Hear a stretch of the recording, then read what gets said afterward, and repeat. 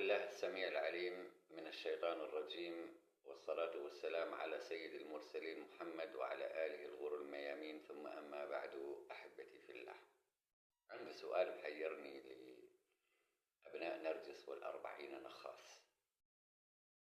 الأول، أنهم يزعمون أن الإمام علي رضي الله تعالى عنه وأرضاه بوابة مدينة علم رسول الله.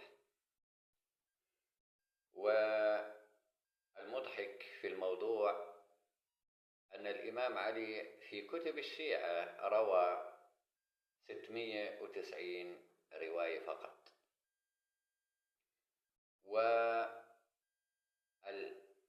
الصادق روى ما يزيد عن 30,000 رواية. إذن جعفر الصادق حسب الكتب الشيعية والروائية أعلم من الإمام علي، لأنه روى 30,000 رواية. وهناك علماء أصحاب العمائم الطناجر البيض والسود يقولون أنه روى أكثر من 30,000 رواية. فبالتالي حسب هذه الروايات الموجودة المسطرة في كتب القوم أن جعفر الصادق أعلم من الإمام علي، رغم أن الإمام علي عاش في بيت رسول الله صلى الله عليه وسلم ونهل العلم من النبي عليه أفضل الصلاة والسلام. إذن هذا يعني يبين لنا أن بوابة مدينة علم رسول الله هو جعفر الصادق وليس علي. ورفعوا من شأن جعفر الصادق وقللوا من قيمة الإمام علي بطريقة أو بأخرى. فإذا كان الإمام علي مقدم على باقي الأئمة وهو أعلم من الأئمة كلهم، فلماذا لا يوجد علم يوازي علم جعفر الصادق عند الإمام علي؟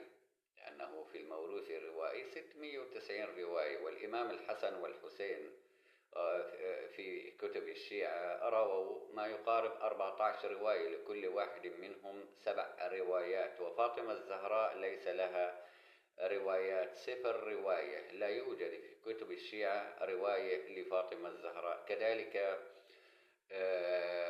الكاظم أو الباقر ليس له روايات، والحسن العسكري وغيرهم من باقي الأئمة. فالموروث الروائي جاءنا من 3 طرق.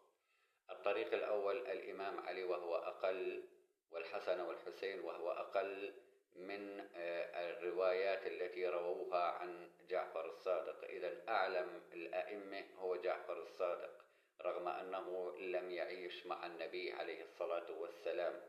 فمن أين جاء جعفر الصادق بهذا الكم الهائل من الروايات؟ كذلك موسى الكاظم أعلم من الإمام علي، لأنه روى في كتب الشيعة ما يقارب 3,000 رواية.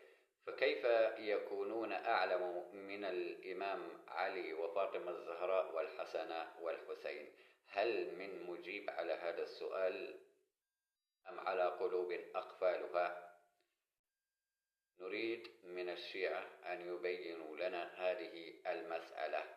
لماذا جعفر الصادق روى 30,000 رواية وهو لم يرى النبي، والإمام علي روى فقط 690 رواية؟ وكتاب نهج البلاغة هذا خطب الإمام علي ليس بالمعنى الروائي. فأنا أطالب هؤلاء أبناء نرجس بأن يبينوا لنا هذه المسألة.